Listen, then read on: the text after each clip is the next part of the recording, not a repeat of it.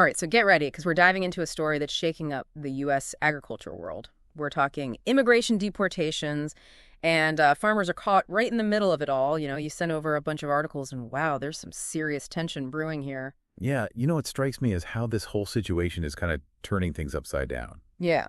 We usually think of farmers as being, politically conservative, but here they are practically begging Trump for exemptions from his immigration policies. hmm I mean, it really shows just how crucial these undocumented workers are to their farms and how much is at stake here. Yeah, it really highlights how everything's connected, the politics, economics, and even like what we end up eating. The articles mention that almost half of the 2 million farm workers in the U.S. are undocumented. That's right, and it's not by chance either. This reliance on undocumented labor keeps costs down, for farmers, which means lower food prices for everyone. But it's created this kind of fragile system that's now facing a major shakeup. And it's not just the politics they're worried about. Farmers are genuinely scared about what this could mean for how they make a living and their communities. One farmer, Jennifer Tilton Flood in Maine, really put it into perspective. Yeah, she talked about families being torn apart, and there's widespread panic among farmers, especially those close to the border. They fear, swift action from Border Patrol. Her words really bring it home. Remind us that real people's lives are hanging in the balance. Her farm being so close to the Canadian border makes her situation even more risky. It's like this constant uncertainty hanging over everything. Exactly, and it raises some tough questions, like, if these mass deportations happen, what happens to the farms that need these workers? Will they be able to find enough people to harvest crops, milk cows, and keep things going? What impact will that have on how much food we produce and the prices? Okay, so we've got farmers worried about their workforce, but what about the workers themselves? They must be under incredible pressure right now. Absolutely. Imagine living every day with the fear of being deported, not knowing if you'll be able to provide for your family or if you'll be separated from them. It's a level of anxiety that's hard to grasp unless you're living it.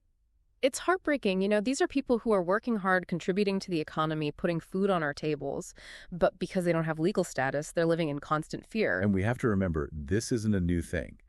Undocumented farm workers have been in this precarious situation for decades, often facing exploitation and abuse because they don't have legal protections. Seems like they're trapped between a rock and a hard place. They need to work to survive, but not having legal status makes them incredibly vulnerable.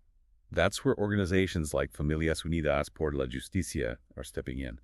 They're working to empower these workers, providing legal support, education, and a platform to advocate for their rights, trying to give workers a voice in a system that often silences them. That's so important, especially when you think about the power dynamics. Farmers have a lot of influence, and the government holds the power to enforce immigration laws. It's easy for workers to feel powerless in this situation. Exactly, but these worker organizations are trying to shift that power balance, even if it's just a little. One quote from Edgar Franks really stuck with me. He's a former farm worker who now works with Familias Unidas por la Justicia. He said, "The anxiety and fear is real. But if we're together, there's a better chance for us to fight back." There's real defiance in his words, a refusal to be silenced or intimidated. It's inspiring to see them organizing and fighting for a better future, even with so much uncertainty. It highlights the resilience of these communities. Despite facing huge challenges, they're finding ways to support each other and push for change. So we've got farmers worried about losing their workforce, workers living in fear of deportation, and organizations trying to empower those workers. It's a complicated web, and it all hinges on what Trump decides to do. And that's the big question, isn't it? His border czar, Tom Homan, is known for his hardline stance on immigration. So there's a lot of anxiety about what his enforcement priorities will be. Yeah, the articles mention that while Homan has said the focus will be on deporting criminals, he hasn't specifically ruled out targeting farm workers. In fact, he was quoted as saying, "We've got a lot on our plate." That statement is kind of ominous and incredibly vague. It leaves a lot of room for interpretation and adds to the uncertainty surrounding the situation. Sounds like the farmers, the workers, really everyone involved is just holding their breath, waiting to see what happens next. It's a tense waiting game, and it's not just about the people directly affected. This has the potential to impact the entire food supply chain and ultimately all of us as consumers. That's a really good point. It's easy to get caught up in the political drama and the human stories, but this has far-reaching economic implications as well. This isn't just an isolated issue. It's a microcosm of larger debates about immigration labor rights and the future of our food system. The decisions made in the next few months will have ripple effects that we can't fully predict. We just explored the very real fears of both farmers and undocumented workers facing those potential mass deportations. It's a complicated situation with no easy answers. So where do we go from here? What are some potential solutions that could address this tangled web of issues? We touched on the H-2A visa program earlier, but it's not a perfect solution. It's mainly designed for seasonal work, which leaves a lot of farmers in a tough spot because they need workers year-round. Plus, it can be a real bureaucratic headache for farmers to deal with. Lots of red tape and high costs. Yeah, the articles mentioned the cost of housing being a major burden for farmers using that H-2A program. Sounds like a classic case of good intentions, but falling short in reality. Exactly. So expanding the H-2A program is one option, but we clearly need more innovative solutions. One idea that keeps coming up is creating a comprehensive agricultural guest worker program. This would ideally provide a streamlined and more affordable process for farmers to legally hire foreign workers, while also making sure those workers are treated fairly and get decent wages. A new program sounds promising, but I imagine designing something that makes everyone happy is a huge challenge. How do you balance the needs of farmers with the rights of workers? That's the million-dollar question. Some worker advocates are adamant that any new guest worker program has to include a path to citizenship. This would give workers stability, allow them to put down roots, and ultimately give them a chance to fully become part of American society. That makes sense. It seems like a pathway to citizenship could encourage people to come here legally and contribute to the economy without that constant fear. Right. But there's another side to this. You have some political groups who are totally against anything that sounds like amnesty. They say it rewards people who broke the law, and that it could lead to even more illegal immigration. So we're back to that political gridlock we talked about earlier.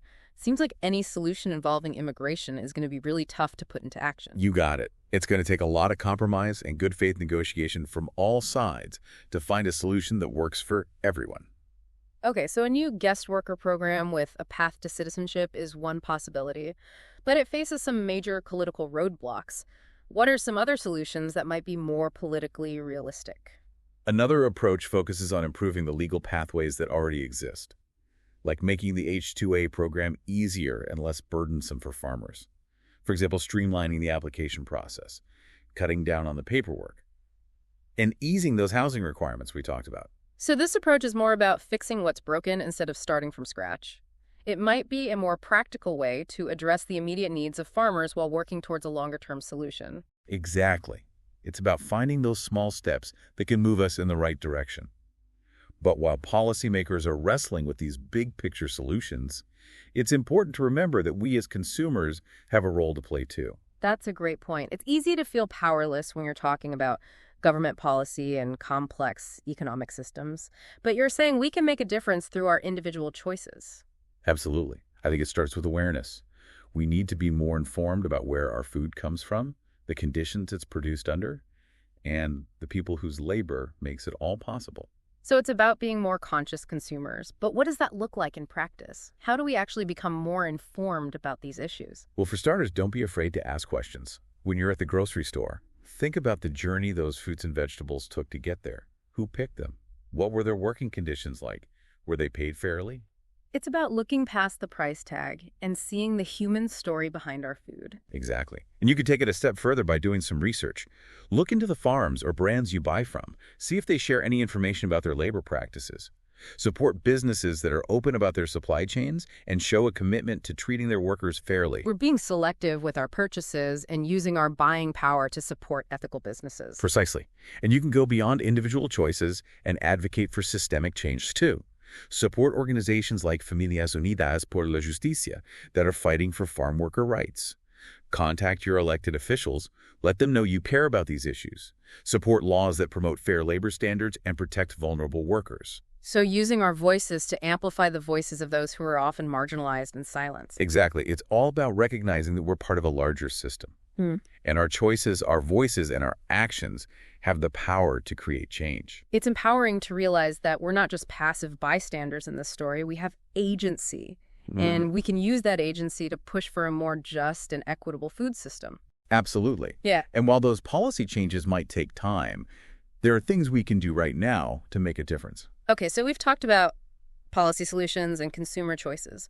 But what about the practical But are there any other avenues for change that we haven't discussed yet? We've talked about policy changes and consumer choices, but this whole situation brings up some deeper questions. Questions about, like, the ethics of our food system.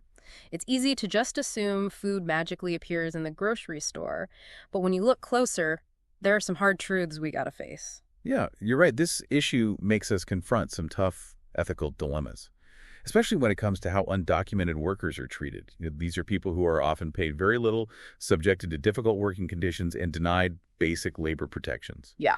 all because of their legal status. Yeah, it's like it creates a system where how vulnerable they are is tied to how much they're worth economically, and that's hard to accept. It really is.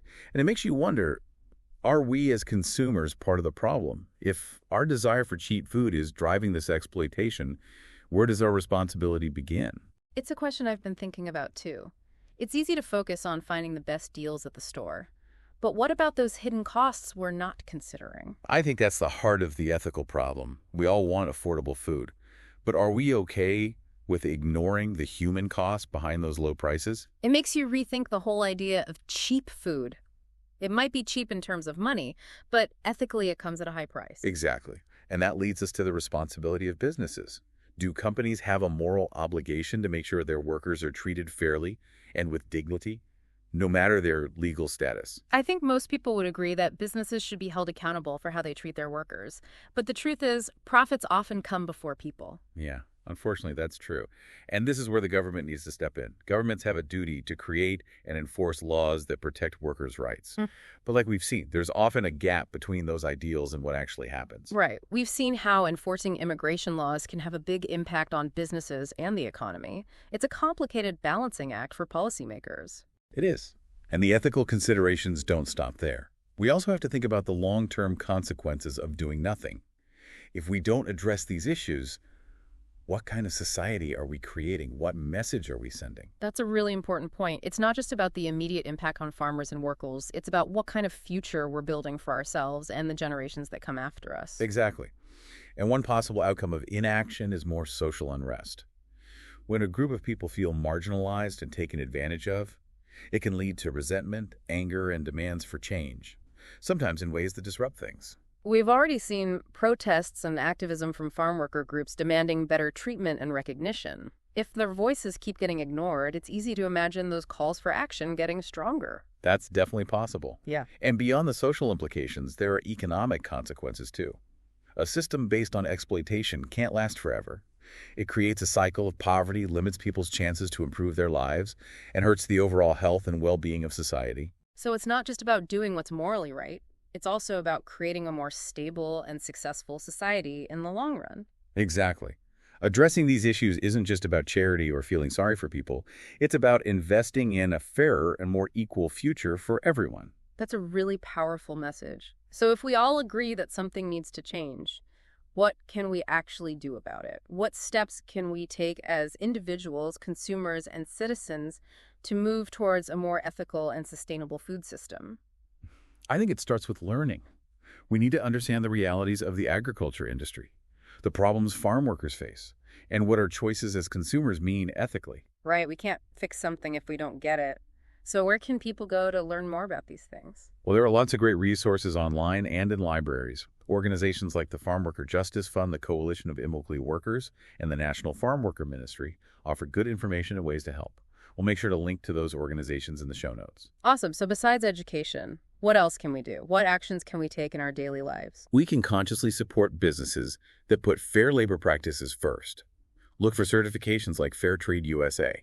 That makes sure workers are paid a living wage and work in safe conditions. So it's about using our spending power to support companies that match our values. And on a larger scale, we can push for policy changes that would protect farm worker rights too, right? Absolutely. Get in touch with your elected officials. Support laws that promote fair working conditions. And talk about these issues to raise awareness.